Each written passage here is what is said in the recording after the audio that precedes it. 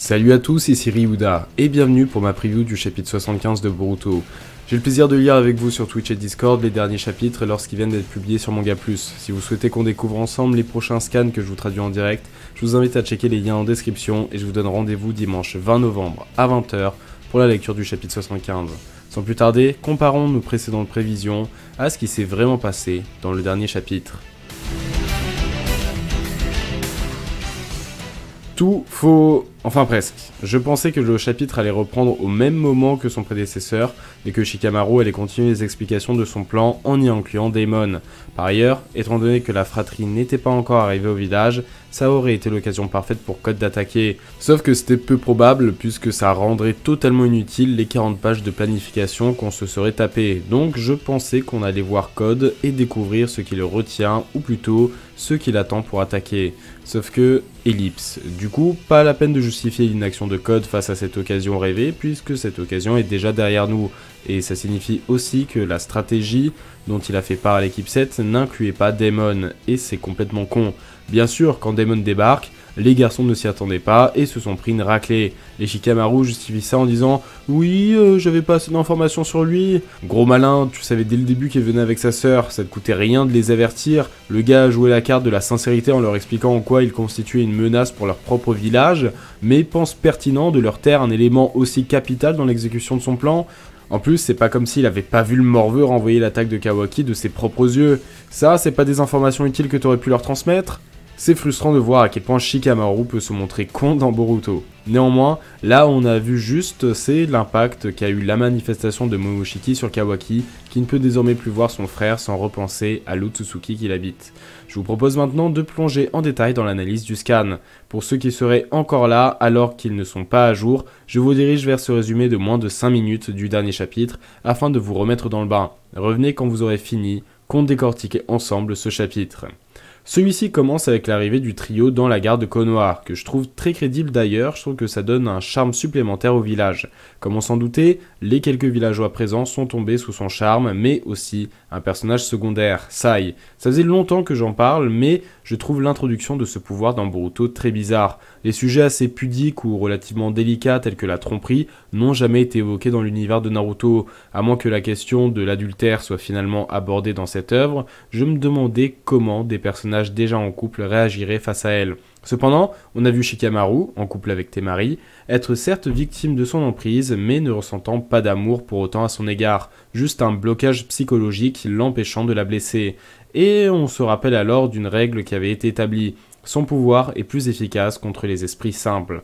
On comprend alors que, à moins d'être bêtes, les personnages ne sont pas obligés de tomber amoureux d'elle, ce qui permettra de ne pas avoir à aborder des sujets comme la fidélité dans cette œuvre. Sauf qu'on dirait que Sai est un peu neuneux. En effet, le ninja d'élite qui a un enfant avec Ino semble éperdu de la jeune fille, ce qui sera pour toujours le cas, à moins qu'elle ne meure. Est-ce qu'un jour les sentiments de Sai pour une autre femme que la sienne seront traités, ou bien c'est juste un aspect comique? Dans un cas, cette situation est trop sérieuse, de l'autre, trop légère. Mes craintes sur la séduction de Eda et son impact dans le manga se concrétisent, mais ce n'est pas le seul problème avec cette capacité. L'âge des personnages devient aussi un facteur embêtant.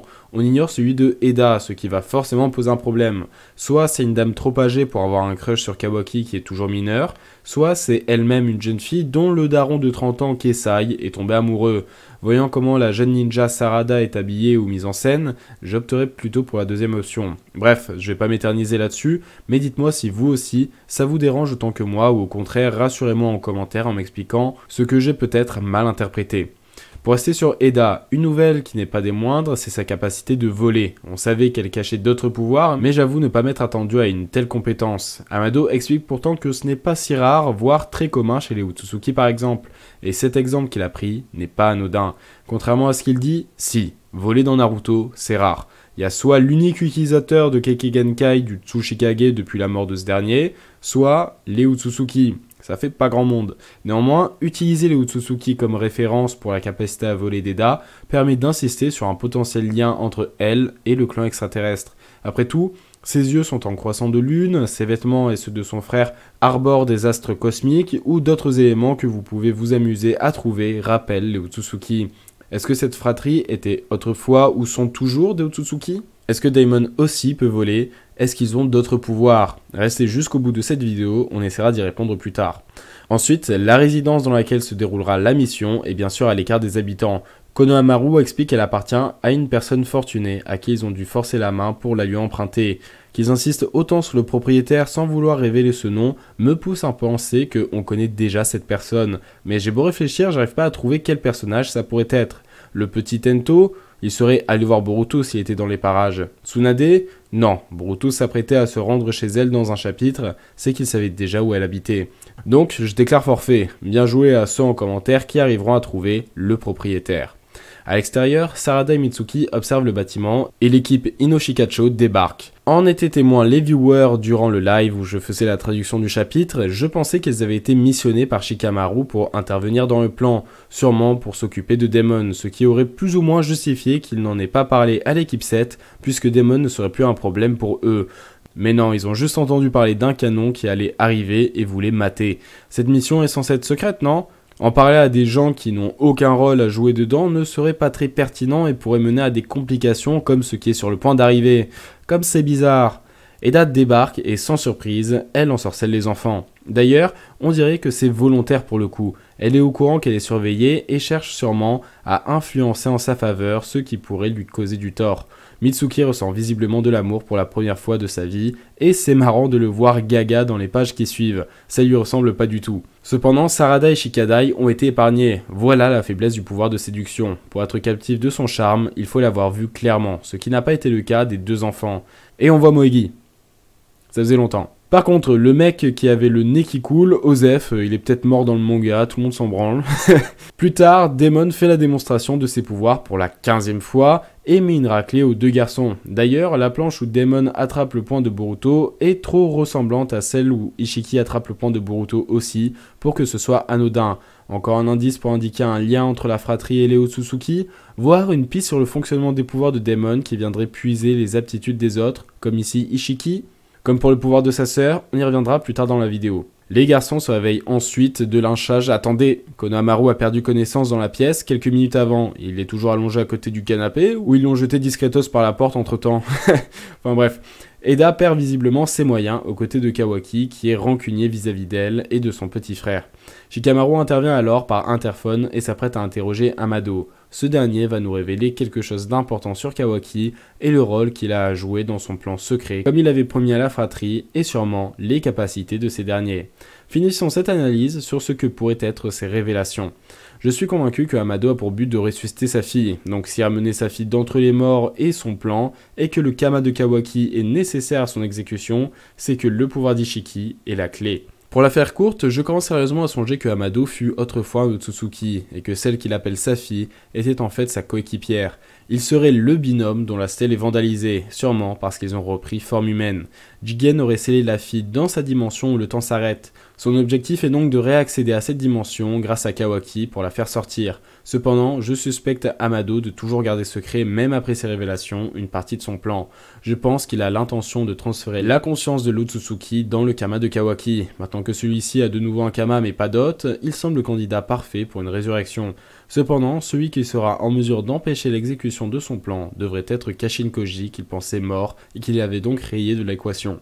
Maintenant qu'il cherche à se venger du scientifique, son retour semble inévitable. Voilà pour les grandes lignes de la théorie, mais si vous voulez en savoir plus ou que vous pensez que cette théorie a des failles, je vous invite d'abord à regarder cette vidéo qui rentre beaucoup plus dans le détail, des pistes sur lesquelles je base mes hypothèses, etc. Lien en haut à droite. Enfin, Amado devrait expliquer les capacités de la fratrie, leur fonctionnement et, je l'espère, leurs faiblesses. Comme on l'a vu, il semble posséder un lien avec les Otsutsuki. Certains pensent même qu'il s'agit du binôme mystère. Cependant, comme je pense qu'il s'agit de Amado et sa fille, j'opterai pour une autre explication dans le cas de Eda et Daemon.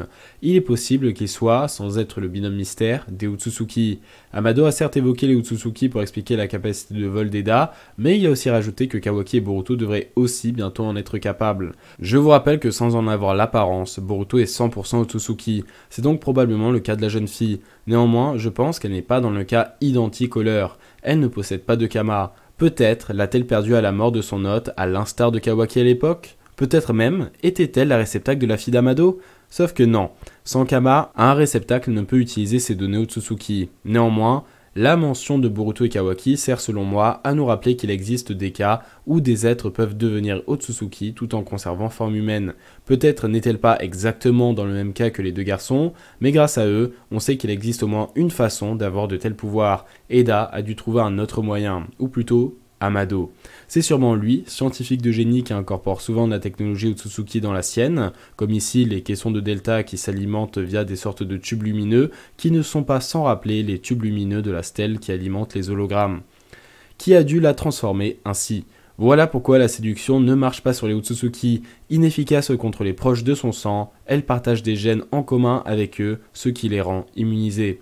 Sauf qu'on connaît d'autres moyens pour ne pas être piégé. Ne pas clairement voir son visage semble être une méthode efficace. Ainsi, se faire effacer le visage de Eda dans ses souvenirs par un membre du clan de Hino pourrait-il permettre de soulever l'emprise de Eda sur les personnages? Donnez-moi vos retours. Quant à ses autres pouvoirs tels que le Senrigan, j'ignore si c'est la création d'Amado ou simplement un Kekkei Genkai de son clan, mais dans tous les cas, je pense avoir deviné son fonctionnement dès sa première apparition. On sait que les planètes vivantes ont un stock de données de chakra qui contient les données de tout ce qui a vécu sur celle-ci. L'explication la plus plausible quant à son dojutsu serait qu'il lui permet simplement de lire ces données, ce qui expliquerait comment elle peut tout observer sur Terre ou même ailleurs. Comme Ishiki l'a expliqué, même les êtres qui ne sont que de passage sur la planète sont enregistrés dans ces données. Donc quand nos héros se sont rendus dans une autre dimension affronter Ishiki, elle pouvait les observer puisque leurs données étaient toujours liées à celles de la Terre. Mais elle ne peut pas lire ces données avant que les siennes furent créées, c'est-à-dire sa naissance. Encore une fois, pour des explications plus détaillées sur le Senrigan, lien en haut à droite. Quant à Daemon, j'ignore s'il a d'autres pouvoirs, rien que le vol par exemple, dites-moi ce que vous en pensez, mais il n'a pas de quoi envier sa grande sœur pour autant. Commençons par son pouvoir de réflexion. Puisqu'il possède des yeux similaires à sa sœur et qu'il doit toucher quelqu'un pour qu'il fonctionne, je pense que son pouvoir aussi est lié à celui de la Terre. Là où sa sœur peut les lire, peut-être que lui peut influencer les données. Mais n'oublions pas, chaque technique a ses faiblesses. Certes, son pouvoir marche même lorsqu'il ne prête pas attention, bien que cette règle n'est pas à l'abri d'un retcon, mais maintenant que Shikamaru connaîtra son fonctionnement, j'espère qu'il arrivera à trouver une faille. Malheureusement, même une fois son pouvoir de réflexion neutralisé, Daemon reste un monstre de puissance et même la justification de Gen Otsutsuki ne suffisent pas, puisqu'il met une raclée à Kawaki, le mec qui a les données de l'Otsutsuki le plus puissant connu jusqu'à présent, et là je bloque. Peut-être est-ce encore une histoire de données, plus son adversaire est fort, plus il se nourrira de ces données pour lui-même gagner en puissance, mais il n'y a pas vraiment de preuves ou ce n'est pas spécialement satisfaisant. Là-dessus, je compte sur vous, partagez-moi vos théories sur l'origine des pouvoirs de Daemon. Peut-être qu'on pourra deviner avant la sortie du chapitre 75. D'ailleurs, je pense qu'on peut enfin passer aux prévisions pour ce prochain chapitre. Le chapitre 75 devrait globalement se focaliser sur les révélations d'Amado. Il devrait révéler le rôle de Kawaki qui a accès à la dimension Daikokuten où serait scellée sa fille. Il est probable qu'il garde secret son intention d'utiliser le garçon comme réceptacle pour celle-ci, voire qu'il ne révèle pas ses origines Otsutsuki. Mais bon, même si ça mettrait un froid avec Konoha, je le vois mal ne pas révéler ses origines. Par ailleurs, il devrait aussi révéler le fonctionnement des pouvoirs de la fratrie qui possède des gènes Otsutsuki, le Senrigan qui permet de lire les données de la Terre et la séduction inefficace sur les proches, dont Otsutsuki pour Eda. Et le pouvoir de réflexion ainsi qu'une puissance démesurée pour Daemon. Avec ces nouvelles informations, Shikamaru devrait être en mesure de concocter un plan pour arrêter la fratrie si cela s'avère nécessaire. Voilà mon analyse et mes prévisions pour le prochain chapitre, je vous le traduirai le jour de sa sortie le dimanche 20 novembre à 20 h sur Twitch et Discord, lien en description. Dites-moi ce que vous pensez de mes théories et partagez-moi vos propres hypothèses en commentaire. Likez la vidéo si elle vous a plu pour aider la chaîne au référencement, abonnez-vous et activez la cloche pour ne pas rater les prochaines. D'ici là, observez, déduisez, partagez, portez-vous bien.